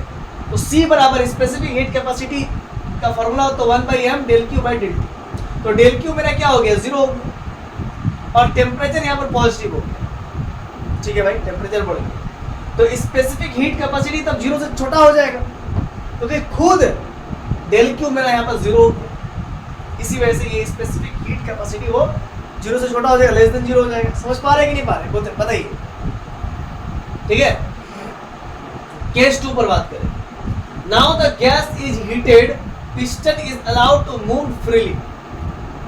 अब क्या बोल रहा है, now the gas is heated, ला भाई गैस को हीट दीजिए, नीचे से हीट दीजिए, कुछ ना कुछ हीट दीजिए नीचे से, चलिए, और पिस्टन को फ्रीली छोड़ दीजिए ताकि वो मूव कर पाए। जब नीचे से आप हीट देंगे तो ये हीट होगा, और हीट होने से क्या होगा, ये एक्सपैंड करेगा, एक्सपैंड करेगा, ऊपर की ओर जाएगा, और जैसे ही एक्सपेंशन की वजह से अपना सारा हीट ये लॉस करेगा, लॉस करने के बाद फिर ये कंप्रेस हो जाएगा, फिर ये हीट लेगा नीचे से, और फिर ये एक्सपैंड होगा, एक्सपैंड होने के बाद फिर ये ऊपर की ओर जाएगा और अपना लॉस करेगा हीट को, एंड देन फिर ये कंप्रेस हो जाएगा, कंप्रेस हो जाएगा, चिपक जाएगा। तो वही कहता है now the gas is heated, piston is allowed to move freely. आप पिस्टन को फ्रीली छोड़ दीजिए, जैसे आप नीचे से आग दोगे, हीट करोगे, गैस में क्या होगा, एक्सपांसन होगा हीट की वजह से, और हीट की वजह से जैसे एक्सपेंशन होगा वो अपने एनर्जी को लॉस करेगा, अपने हीट को लॉस करेगा काइनेटिक एनर्जी के माध्यम से, है ना, उसका काइनेटिक एनर्जी बढ़ जाएगा, और जैसे ही वो लॉस किया तो फिर वो कंप्रेस होने लगेगा, फिर दबने लगेगा। तो वही कहता है इसमें कुछ ना कुछ सिचुएशन आएगा। Situation number 1, rise in temperature due to heat supply. Temperature rise होकर नीचे से हम लोग हीट दे रहे हैं, इसी वजह से fall in temperature due to expansion, और एक्सपेंशन होने के वजह से जैसे आप इसमें हीट दिए, समझिए हीट दिए, ये एक्सपेंड होगा तो अपना हीट को लॉस करेगा ना, तो वही कह रहा है फॉल इन टेम्परेचर, टेम्परेचर फिर ये धीरे धीरे, आप तो टेम्परेचर दे रहे हैं, मतलब कि आप तो हीट दे रहे हैं, उसकी वजह से टेम्परेचर बढ़ रहा है, लेकिन इसके बाद फिर क्या होगा, टेम्परेचर लो होगा, क्योंकि ये एक्सपेंशन करेगा, गैस के मॉलिक्यूल्स एक्सपेंड करेंगे और ये पिस्टन को ऊपर ढकलेंगे, तो इसीलिए टेम्परेचर 0 रहेगा, मतलब जैसा टेम्परेचर पहले था आपकी वैसे टेम्परेचर रहेगा, क्योंकि टेम्परेचर में कोई इंक्रीमेंट नहीं होगा, क्योंकि आपने नीचे से हीट दिया, हीट तो ले लिया मेरा गैसेस मॉलिक्यूल्स, लेकिन काइनेटिक एनर्जी के माध्यम से वो एक्सपेंशन किया, और एक्सपेंशन करने के बाद वो अपने हीट को लॉस करता है, और हीट को लॉस करने के बाद फिर वो कंप्रेस हो जाता है, और फिर वो जैसे जैसे एक्सपेंशन करता है वैसे वैसे हीट लॉस हो जाता है, मतलब जितना हीट लिया उतना लॉस कर दिया। तो टेम्परेचर क्या हो गया भाई, टेम्परेचर तो 0 हो गया, टेम्परेचर कुछ नहीं बढ़ा नल्ला। तो जब टेम्परेचर 0 हो जाएगा, तो नीचे टेम्परेचर 0 हो जाएगा, तो स्पेसिफिक हीट कैपेसिटी वो क्या हो जाएगा, इनफाइनाइट हो जाएगा, यानी कि अनडिफाइंड हो जाएगा, वही चीज है। अब आगे situation 2, rise in temperature due to heat supply. नीचे से हम हीट दे रहे हैं, जिसकी वजह से टेम्परेचर बढ़ेगा, टेम्परेचर बढ़ेगा, टेम्परेचर बढ़ेगा, कैसे बढ़ेगा भाई, नीचे से हीट देंगे तो गैसेस मॉलिक्यूल में हीट आएगा तो टेम्परेचर बढ़ेगा, ठीक है। तो टेम्परेचर बढ़ने के कारण क्या होगा, fall in temperature due to expansion, है ना। तो ये टेम्परेचर जो बढ़ रहा है वो ज्यादा होगा एक्सपेंशन के तुलना में, एक्सपेंशन कम होगा लेकिन टेम्परेचर ज्यादा हाई राइज करेगा। जितना टेम्परेचर राइज करेगा वो एक्सपेंशन में वो टेम्परेचर को दूसरे एनर्जी में कन्वर्ट होने में, मैकेनिकल एनर्जी में कन्वर्ट होने में वो टाइम लग जाएगा। इसीलिए जो rise in temperature due to heat supplied होगा वो ग्रेटर देन होगा as compare to fall in temperature due to expansion. Expansion की वजह से क्या होगा, टेम्परेचर गिरेगा, लेकिन टेम्परेचर जब तक गिरेगा तब तक टेम्परेचर वो राइज हो चुका होगा ड्यू टू हीट सप्लाई, इसीलिए टेम्परेचर पॉजिटिव होगा। तो टेम्परेचर अगर पॉजिटिव होगा, स्पेसिफिक हीट कैपेसिटी क्या होगा, पॉजिटिव हो जाएगा, सिंपल सी। अब situation 3, rise in temperature due to heat supply. अब अगर आप हीट सप्लाई करके देते हो, नीचे से हीट दे रहे हो, अच्छी बात, हीट दोगे तो fall in temperature due to expansion, temperature loss होगा, टेम्परेचर क्या होगा, धीरे धीरे कम होगा, वो किसकी वजह से, एक्सपेंशन की वजह से। और एक्सपेंशन की वजह से जब टेम्परेचर लॉस होने लगेगा, तो लॉस क्यों हो रहा है, क्योंकि ऑब्वियस सी बात है, जितना आप टेम्परेचर नीचे से दे रहे हो उसके मुकाबले आपका टेम्परेचर फॉल होने लगा।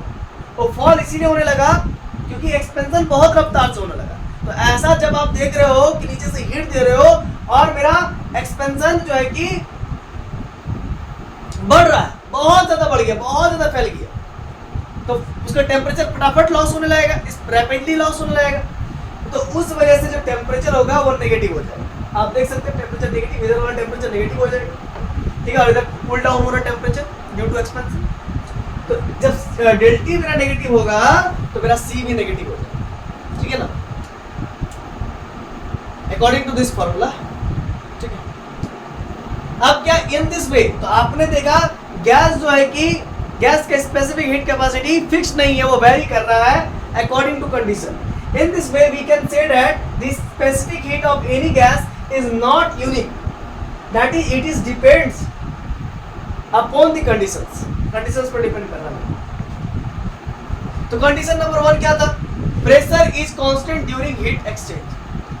कंडीशन नंबर 1 क्या होगा, प्रेशर कांस्टेंट रहेगा। अगर प्रेशर कांस्टेंट कर दिया जाए ड्यूरिंग हीट एक्सचेंज में तो Cp और Sp जिसको हम लोग हीट कैपेसिटी कहते हैं वो कांस्टेंट रहेगा एट प्रेशर, है ना। Heat at constant pressure, heat क्या होगा, कांस्टेंट रहेगा, हीट एट कांस्टेंट प्रेशर, समझे ना। तो pressure is constant, pressure constant रहेगा ड्यूरिंग हीट एक्सचेंज। तो हीट जब एक्सचेंज होता है ना, वो गैस में जब एक्सचेंज होता है, ठीक है ना, और गैस के मदद से जो है कि वो पिस्टन पे वो एक्सपेंशन वगैरह होता है, तो pressure is constant during heat exchange. Heat exchange होता है तो प्रेशर कांस्टेंट होता है, इसीलिए Cp और Sp heat at constant pressure. Condition number 2 क्या होगा, volume is constant, volume constant रह जाएगा ड्यूरिंग हीट एक्सचेंज। जब हीट एक्सचेंज होगा तो उस समय क्या होगा, वॉल्यूम कांस्टेंट होता है, और इसी वजह से Cv, है ना, Cv और Sp heat at constant pressure, ये सब भी कांस्टेंट प्रेशर होता है। तो Cp is greater than Cv होता है ना, और Cp बाई Cv बराबर गामा होता है, ठीक है। चलिए ये चीज आप नोट कर लिए, पहले इतना नोट कर लीजिए, ये सारे कंडीशंस को हम लोग डील कर लिए। चलिए किस वन से आप लिखना स्टार्ट कीजिए, नहीं तो फिर मैं नोट्स दे दूंगा, टेंशन नहीं है। पहले आप इतना लिख लीजिए फिर आगे बढ़ाते हैं। तो चलिए अब आगे बढ़ते हैं। देखिए हम लोग यहाँ पर बात करेंगे phase change and latent heat. क्या बात करेंगे, phase change and latent heat. आपको मालूम है लिक्विड से गैस बनता है, पहले तो बात करेंगे सॉलिड से लिक्विड बनता है, लिक्विड से गैस बनता है, फिर गैस को कंप्रेस कर देंगे लिक्विड बन जाएगा, लिक्विड को कंप्रेस कर देंगे तो सॉलिड बन जाएगा। टेम्परेचर भी चेंज करना पड़ता है, ठीक है ना। तो वही सब चीज़ यहाँ पर बात करने जा रहे हैं, phase change and latent heat. तो फेज चेंज की बात करते हैं तो अचीव्ड बाय, तो फेज को आप कैसे अचीव कर पाएंगे चेंज करके, तो achieve by supplying heat to the material as constant temperature. एक कांस्टेंट टेम्परेचर पे हम लोग हीट सप्लाई करते हैं किसी भी मटेरियल को एट कांस्टेंट टेम्परेचर फेज, है ना। और कांस्टेंट टेम्परेचर फेज में, कांस्टेंट टेम्परेचर फेज कहने का मतलब ये हुआ है कि वो सॉलिड है या फिर लिक्विड है, उसका कोई कांस्टेंट टेम्परेचर पर उसका कांस्टेंट कोई फेज होना चाहिए। Is accompanied by change in volume. तो अगर आप किसी कांस्टेंट फेज में कांस्टेंट टेम्परेचर पे अगर आप हीट सप्लाई करते हो तो उसके वॉल्यूम में चेंज आपको देखने को मिलती है एंड डेंसिटी में भी चेंज देखने को मिलती है एट ए गिवन प्रेशर, और गिवन प्रेशर पे ये काम होता है ना। आप हीट दे रहे हो और एक गिवन प्रेशर होता है, डेंसिटी आपको चेंज होते हुए दिखेगा, वॉल्यूम आपको चेंज होते हुए दिखेगा, ठीक है ना। During phase change temperature remains constant. ये जो चेंज होता है, फेज जो चेंज होता है लिक्विड से गैस, फिर आप ऐसा कह सकते हैं कि सॉलिड से लिक्विड, तो इसके दौरान एक चीज जो कांस्टेंट होता है वो होता है टेम्परेचर, ठीक है। बाकी सब चीज चेंज होते रहता है, टेम्परेचर कांस्टेंट रहता है, वॉल्यूम भी चेंज होगा, डेंसिटी भी चेंज होगा और प्रेशर भी चेंज होगा, ठीक है। अब बात करेंगे latent heat. The amount of heat required to change the phase unit mass of substance at constant temperature. एक constant temperature पर amount of heat, आप कितना हीट आप दे रहे हो, या फिर आप कह सकते हैं कितना हीट हमको आवश्यकता है, रिक्वायर है ना, किसी भी सब्सटेंस के फेज को चेंज करने के लिए, किसी भी सब्सटेंस के यूनिट मास के फेज को चेंज करने के लिए। फिर से समझिएगा, किसी भी सब्सटेंस के यूनिट मास, किसी भी सब्सटेंस के यूनिट मास के फेज को चेंज करने के लिए कितना मात्रा में, कितना अमाउंट में हमको हीट रिक्वायर्ड है, उसी को कहते हैं लेटेंट हीट। और ये पूरे काम होगा उस समय टेम्परेचर कांस्टेंट होना चाहिए। समझ गए लेटेंट हीट क्या होता है? इसको हिंदी में कहते हैं गुप्त उष्मीय ताप। मैथमेटिकली आप इसको समझना चाहेंगे तो L बराबर Q/m होता है, जहां पर Q मतलब होता है जूल एनर्जी, और इसको हीट भी कह सकते हैं, और m क्या हो गया मास। तो पर यूनिट मास आप कितना हीट सप्लाई करते हो एंड देन फेज में कितना परिवर्तन आता है, वही तो है लेटेंट हीट, ठीक है। फेज में कितना चेंजेस आता है, इसको हम लोग कह सकते हैं कैलोरी पर ग्राम। अब m की मान हम 1 ले लेंगे तो उस केस में L बराबर लेटेंट हीट Q के बराबर हो जाएगा। आइए आगे बढ़ते हैं। अब लेटेंट हीट भी दो प्रकार के होते हैं, एक होता है latent heat of vaporisation LV, से रिप्रेजेंट करते हैं, और एक होता है latent heat of fusion, LF से रिप्रेजेंट करते हैं। लैटेंट हीट ऑफ वेपराइजेशन में होता क्या है, लिक्विड को गैस में चेंज करते हैं, है ना, वेपर है ना, latent heat of vaporisation, liquid को गैस में चेंज करते हैं, कन्वर्जन करते हैं। तो लैटेंट हीट ऑफ फ्यूजन में क्या होता है, सॉलिड को लिक्विड में कन्वर्ट करते हैं, कन्वर्जन करते हैं। तो मान के चलिए हम m ग्राम ऑफ सॉलिड लेते हैं, है ना, इसमें हम mLF देते हैं, है ना, LF मतलब क्या हो गया, लैटेंट हीट ऑफ फ्यूजन, ठीक है, समझ में आ रहा है कि नहीं आ रहा, mLF दे रहे हैं। तो m ग्राम ऑफ लिक्विड में मेरा कन्वर्ट होता है, सॉलिड से लिक्विड में कन्वर्ट होता है m gram of liquid at, इसकी कुछ ना कुछ फ्रीजिंग पॉइंट होगा लिक्विड का, उसमें कन्वर्ट होता है ना। ये इंटर कन्वर्जन भी हो सकता है, अगर जितना मात्रा में उधर से आप हीट दिए हैं, हीट दे करके आपने क्या किया, इसको लिक्विड बनाया है, लैटेंट हीट ऑफ फ्यूजन जो आप दिए हैं। तो यहाँ पर ये जो चीज दिए हैं, अब आप क्या कीजिए कि जो उतने मात्रा में इसको हीट यहाँ से निकाल लीजिए, निकाल लीजिएगा तो फिर से सॉलिड बन जाएगा, तो इंटर कन्वर्जन भी हो सकता है, ठीक है, क्लियर है कॉन्सेप्ट। अब आगे बढ़ते हैं। अब वही बात है कि m ग्राम ऑफ लिक्विड लेते हैं तो mLV दे रहे हैं, थीटा के क्या दे रहे हैं, mLV दे रहे हैं, LV बोले तो लैटेंट हीट ऑफ वेपराइजेशन वो कर रहे हैं, है ना, थीटा इक्वल टू mLV। तो आपको क्या मिलता है, m gram of vapour eight CP constant pressure, क्या मिलता है, m ग्राम ऑफ वेपर मिलता है एट कांस्टेंट प्रेशर। फिर वही बात है, उतना हीट आप निकाल लीजिए तो फिर से लिक्विड बन जाएगा। तो लिक्विड लेंगे उसके बॉइलिंग पॉइंट पर, कोई भी लिक्विड लेंगे तो उसका बॉइलिंग पॉइंट होना चाहिए, तो m ग्राम ऑफ लिक्विड लेंगे उसके बॉइलिंग पॉइंट पर, उस पर थीटा देंगे mLV, latent heat of vaporisation देंगे, लैटेंट हीट ऑफ वेपराइजेशन देंगे LV, तो वो लिक्विड से गैस में, गैसियस सब्सटेंस में कन्वर्ट होगा at a constant pressure, pressure यहाँ पर कांस्टेंट होता है, ठीक है, इतना क्लियर है।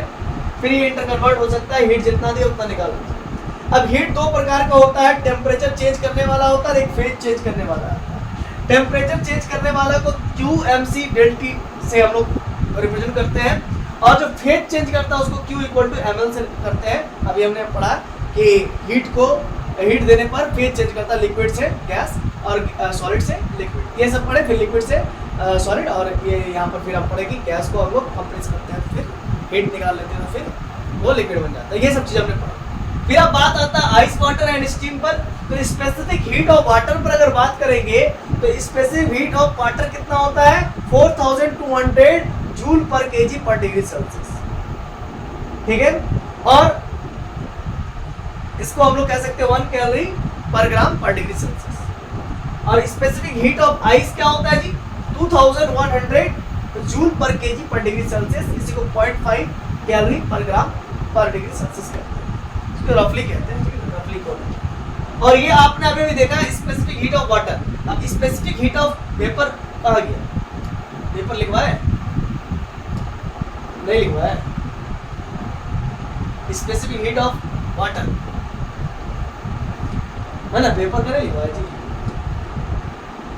हाँ वेपर का भी लिखवा है, आप पढ़ाएंगे इधर अगर वो कहिए स्पेसिफिक हीट ऑफ आइस पढ़ा दिए, स्पेसिफिक हीट ऑफ वाटर पढ़ा दिए, और आप देखेंगे specific heat of water vapour का ज्यादा होता है specific heat of water vapour का।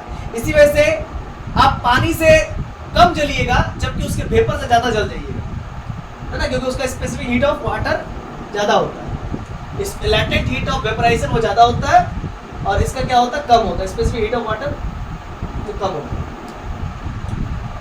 देखिए latent heat of fusion of ice क्या होता है, 3.36 × 10⁵ जूल पर केजी होता है, यानी कि 80 कैलोरी पर ग्राम होता है।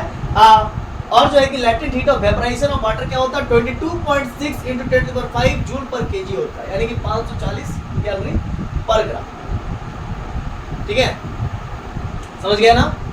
आई होप आपको पूरी बातें समझ में आ गई होगी।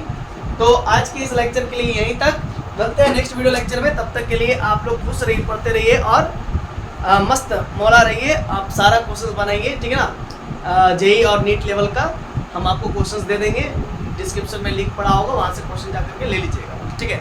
मिलते हैं, धन्यवाद।